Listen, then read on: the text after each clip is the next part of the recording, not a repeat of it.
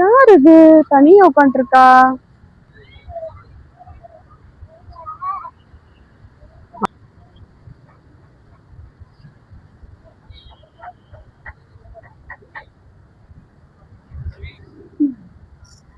யாருமா நீ? ஏன் சோகமா இருக்கீங்க?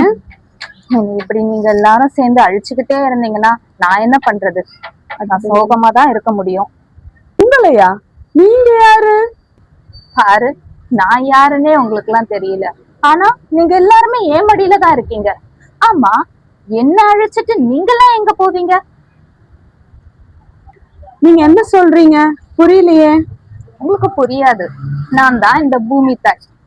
நான் கஷ்டப்பட்டாலும் உங்களுக்கு தான் பிரச்சனை, நான் கோவப்பட்டாலும் உங்களுக்கு தான் பிரச்சனை. நாங்க என்ன பண்ணணும்? என்னது? ஒண்ணும் பண்ணலையா?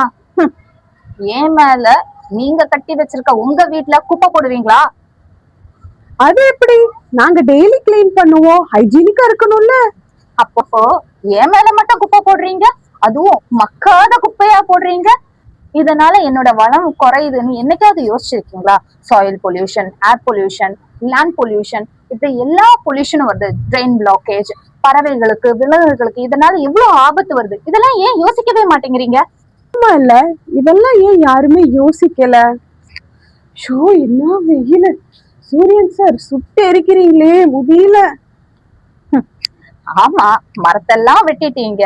அப்புறம் அர்பனைசேஷன்ன்ற பேர்ல வந்து ஏரி குளத்துல எல்லாம் வீடு கட்டிட்டீங்க. அதுவும் எவ்வளவு பெரிய கட்டடம் எல்லாம் கட்டுறீங்க.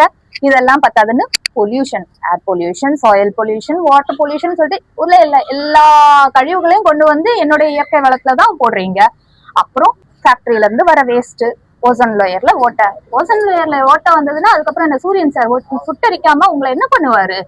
அப்படிதான் ஆகும். இதுக்கு காரணமும் நீங்க தான். வெயிலுக்கு நாங்க தான் காரணம்.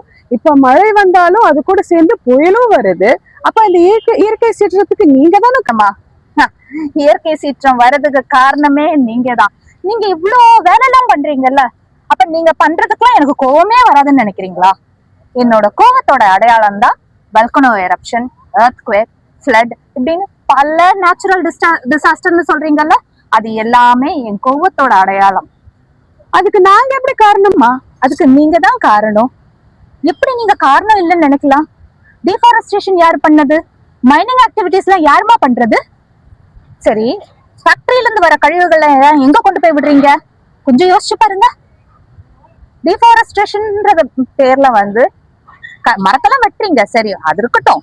மரத்தை எங்க நடுறீங்க முதல்ல? சரி, இதெல்லாம் போகட்டும். ஏரி எங்கம்மா, குளம் எங்கம்மா? நான் தானே உங்களுக்கு இந்த வளம் எல்லாம் கொடுத்தேன். அதெல்லாம் என்ன பண்ணீங்க? எல்லாத்தையும் நீங்க அழிச்சிடுறீங்க. எல்லாத்தையுமே ஒண்ணும் இல்லாம ஆக்கிடுறீங்க. அப்புறம் வந்து எதுக்குமே நீங்க காரணம் இல்லை, எல்லாத்துக்கும் நான் தான் காரணம்னா அவஸ்தப்பட போறது நீங்க தான். அது உங்களுக்கு புரியல, அவ்வளவுதான். இல்ல, இப்ப என்ன பண்றது? இதுக்கு என்ன சொல்யூஷன்? ஏன் தெரியுமா? ஏப்ரல் 22 அப்படின்னா என்னன்னு கேட்காதீங்க. உலக பூமி தினம், அதாவது என்னோட நாள், வேர்ல்டு எர்த் டே.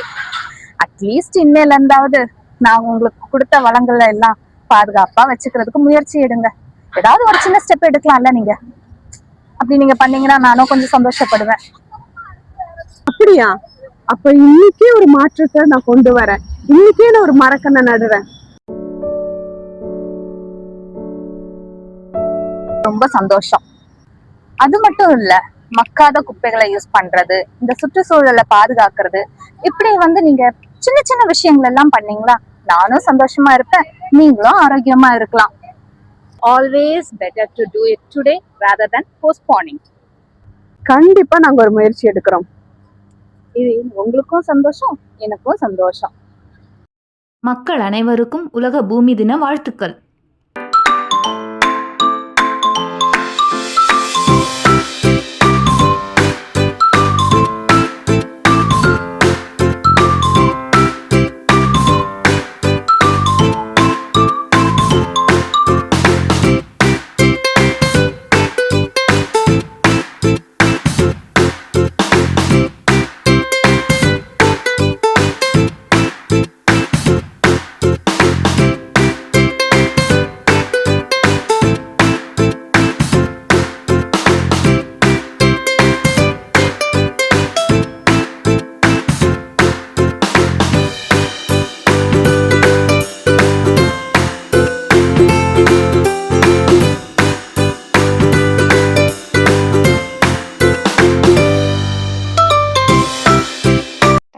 வாட்சிங்.